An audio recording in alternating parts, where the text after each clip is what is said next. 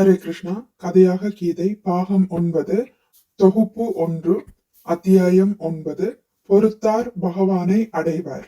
ஆதாரம் ஸ்ரீமத் பாகவதம் காண்டம் 6. குழந்தை பேறு இல்லாத துன்புற்ற மன்னன் சித்திரகேது அங்கிர ரிஷியின் அருளால் அழகிய ஆண் குழந்தை ஒன்றை பெற்றார். ஆனால் அக்குழந்தையை இளம் வயதிலேயே இழந்த அரசர் மீளாத துன்பத்தில் மூழ்கினார். அப்போது அவருக்கு வரம் அளித்த அங்கிர ரிஷியும் அவருடன் உடன் வந்த நாரதரும் கூறிய அறிவுரைகளினாலும் மேலும் இறந்த குழந்தை உயிர்த்தெழுந்து கூறிய வார்த்தைகளினாலும் மனம் மாறிய சித்திரகேதுவும் அவருடைய மனைவியும் அரசாட்சியை துறந்து கானகம் சென்றனர். நாரத முனிவரால் தீட்சை அளிக்கப்பட்ட சித்திரகேது மகாராஜா மகாவித்யா என்றழைக்கப்படும் பகவானை பற்றிய உபதேசங்களை அவரிடமிருந்து பெற்றார். அந்த மகாவித்யாவை தொடர்ந்து ஒரு வாரம் உச்சரித்ததன் பலனால் அவருடைய ஆன்மீக முன்னேற்றத்திற்கு நடுவில் இடைப்பலனாக வித்யாதர லோகத்தின் ஆட்சியை பெற்றார். அதன் பிறகு சித்திரகேது தொடர்ந்து ஜபித்து வந்து அந்த மகாவித்யா மந்திரத்தின் சக்தியால் சில நாட்களுக்குள் அவரது மனம் ஆன்மீக முன்னேற்றத்தில் ஒளியூட்டப்பட்டு பகவான் சங்கர்ஷ்ணரின் திருவடி தாமரைகளில் அடைக்கலம் பெற்றார். 4 குமாரர்களால் சூழப்பட்டிருந்த பகவான் சங்கர்ஷ்ணரின் தரிசனத்தை பெற்ற சித்திரகேது சங்கர்ஷனரால் பூரணத்துவம் அடைய வழிகாட்டப்பட்டார். அதன் பின் சித்திரகேது வித்யாதரர்களின் தலைவராக பிரபஞ்சம் முழுவதும் சஞ்சாரம் செய்தார். அவர் உலக சுகங்களை அனுபவிக்க கூடிய வித்யாதரர்களின் கூட்டத்திற்கு தலைவராக இருந்தும் எந்நிலையிலும் ஸ்ரீ ஹரியின் மகிமைகளை பாடுவதன் மூலம் வாழ்வை கழித்தார். ஒரு சமயம் சித்திரகேது மகாராஜா பகவான் விஷ்ணுவால் அளிக்கப்பட்ட பிரகாசிக்கும் விமானம் ஒன்றில் வான்வெளியில் பயணம் செய்து கொண்டிருந்தார். அப்பொழுது சித்தர் மற்றும் சாரணர்களால் சூழப்பட்டிருந்த சிவபெருமான் சிறந்த முனிவர்களின் சபையில் பார்வதி தன் மடியில் அமர்ந்திருக்க அவளை தன் கைகளால் அணைத்துக் கொண்டிருப்பதை கண்டு பின்வருமாறு கூறினார். லோக குருவும் சாக்ஷாத் தர்ம உபதேசியுமான சிவபெருமான் சிறந்த முனிவர்களின் மத்தியில் தன் மனைவியை அணைத்துக் கொண்டிருப்பது ஆச்சரியமாக உள்ளது. தீவிர தவங்களை அனுஷ்டிப்பவராகவும் பிரம்மவாதிகளின் தலைவராகவும் இருந்தும் முனிவர்களுக்கு மத்தியில் வெட்கம் இல்லாத சாதாரண மனிதன் போல் தன் மனைவியை மடியில் வைத்து அமர்ந்திருக்கிறார். பொதுவாக சாதாரண பந்தப்பட்ட ஆத்மா தனி இடத்தில் தன் மனைவியுடன் இன்புறுகிறான். ஆனால் மகா விரதங்களுக்கு தலைவரான சிவபெருமான் முனிவர்களுக்கு மத்தியில் தன் மனைவியை அணைத்துக் கொள்வது ஆச்சரியமாக உள்ளது. சித்திரகேதுவின் வார்த்தைகளை கேட்ட பகவானின் பக்தரான சிவபெருமானோ வெறும் புன்னகையுடன் மௌனமாக இருந்தார். சபையோரும் அவரை பின்பற்றி மௌனமாக இருந்தனர். ஆனால் சித்திரகேதுவின் வார்த்தைகளால் கடுங்கோபமுற்ற பார்வதி தேவி சித்திரகேதுவிடம், மதிகட்ட மைந்தனே, பாவம் நிறைந்த அசுரர்களின் குலத்தில் நீ பிறப்பாயாக. இதனால் இவ்வுலகில் சிறந்த சாதுக்களிடம் மீண்டும் இத்தகைய குற்றத்தை நீ செய்யாதிருப்பாய் என்று சாபமிட்டார். பார்வதி தேவியால் சபிக்கப்பட்ட சித்திரகேது பகவானின் பக்தராக இருந்ததால் சிறிதும் கலக்கம் அடையவில்லை. ஒவ்வொருவரும் அவரவரது முன்வினை பயன்களை அனுபவிக்கின்றனர் என்பதை அறிந்திருந்த சித்திரகேது தான் சிவபெருமானுக்கோ பார்வதி தேவிக்கோ குற்றங்கள் ஏதும் இழைக்கவில்லை என்றாலும் தான் சபிக்கப்பட்டது தேவர்களால் முன்பே விதிக்கப்பட்டது என்பதை உணர்ந்திருந்தார். ஒரு பக்தன் இயற்கையாகவே மிகவும் அடக்கமும் பணிவும் உள்ளவனாக இருப்பதால் வாழ்வின் எத்தகைய சூழ்நிலையையும் பகவானின் ஆசியாகவே ஏற்றுக்கொள்கிறான். ஒரு பக்தன் தண்டனையையும் சாபத்தையும் கூட பகவானுடைய கருணையாக ஏற்றுக்கொள்கிறான். இதற்காக யாரையும் அவன் குற்றம் கூறுவதில்லை. சித்திரகேது, தாயே, 2 கரங்களையும் கூப்பி உங்களது சாபத்தை நான் ஏற்றுக்கொள்கிறேன். இந்த சாபத்தை நான் பொருட்படுத்தவில்லை. ஏனெனில் இன்பமும் துன்பமும் ஒருவனது முன்வினை பயனால் தேவர்களால் ஏற்கனவே தீர்மானிக்கப்பட்டது அல்லவா? அறியாமையில் மயங்கிய ஜீவராசி இன்பத்தையும் துன்பத்தையும் அனுபவித்தபடி சம்சார சக்கரத்தில் சுழன்று கொண்டிருக்கிறான்.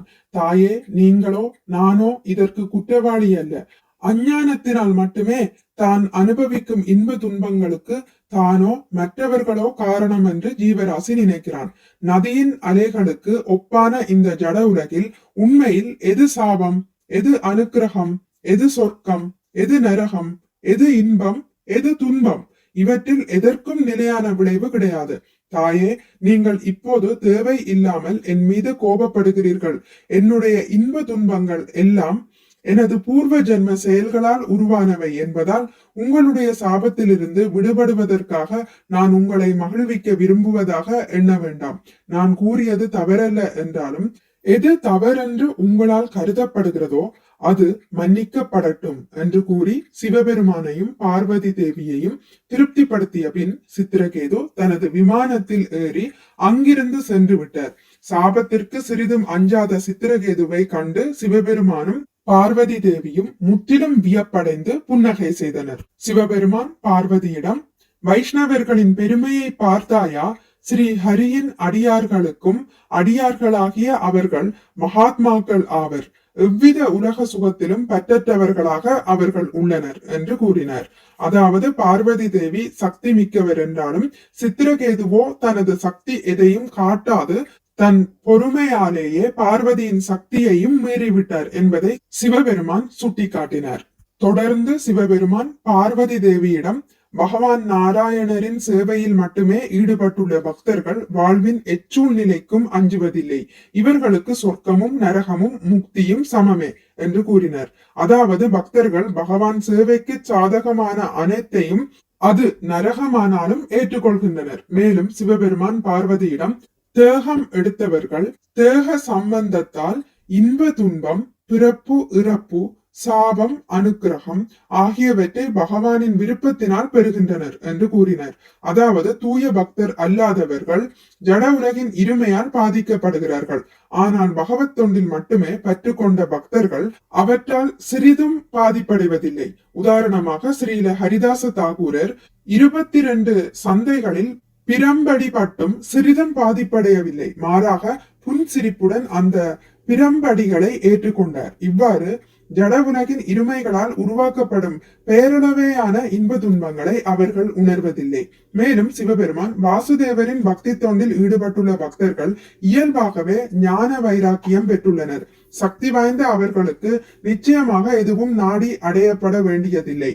இந்த சித்திரகேது பகவானுக்கு மிகவும் பிரியமான பக்தர் ஆவார். அவர் எல்லா ஜீவராசிகளையும் சமமாக பாவிப்பவரும் விருப்பு வெறுப்புகளில் இருந்து விடுபட்டவரும் ஆவார். நானும் பகவானுக்கு மிகவும் பிரியமானவன் ஆவேன். ஆகவே நாராயண பக்தர்களின் செயல்களை கண்டு யாரும் ஆச்சரியப்படக்கூடாது என்று கூறினார். இதை கேட்ட பார்வதி தேவியும் சித்திரகேதுவின் செயல்களினால் ஏற்பட்ட வியப்பில் இருந்து விடுபட்டார்.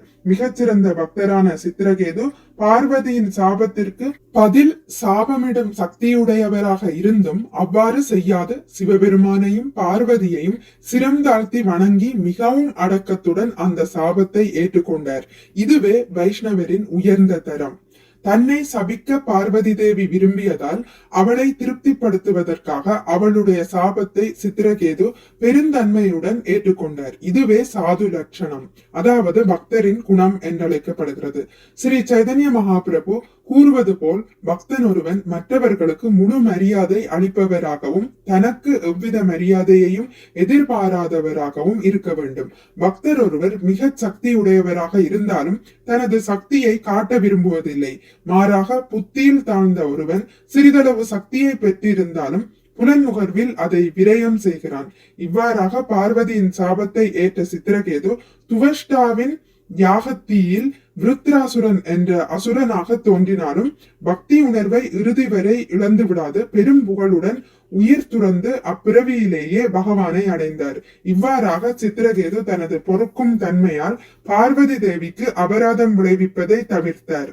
அதனால் அவர் தன்னுடைய பக்தியினால் விளைந்த சக்தியை துளியும் விரயம் செய்யாது மறுபிறவியில் அசுரகுலத்தில் பிறவி எடுத்தும் தூய பக்தனாகவே இருந்து பரமபதம் அடைந்தார். இதுவே பக்குவப்பட்ட பக்தர்களின் மிக முக்கிய பண்பாகும். இதையே பகவத்கீதையும் 2.14 குந்தியின் மகனே, இன்ப துன்பங்களின் நிலையற்ற தோற்றமும் காலப்போக்கில் ஏற்படும் அவற்றின் மறைவும் கோடையும் குளிரும் பருவ காலத்தில் தோன்றி மறைவதை போன்றதாகும். புலன்களின் உணர்வாலேயே அவை எழுகின்றன. எனவே பரதகுல தோன்றலே இவற்றால் பாதிக்கப்படாமல் பொறுத்து கொள்ள கற்றுக்கொள்வாயாக என்று குறிப்பிடுகிறது. ஹரே கிருஷ்ணா. இத்துடன் முடித்துக் கொள்கிறேன்.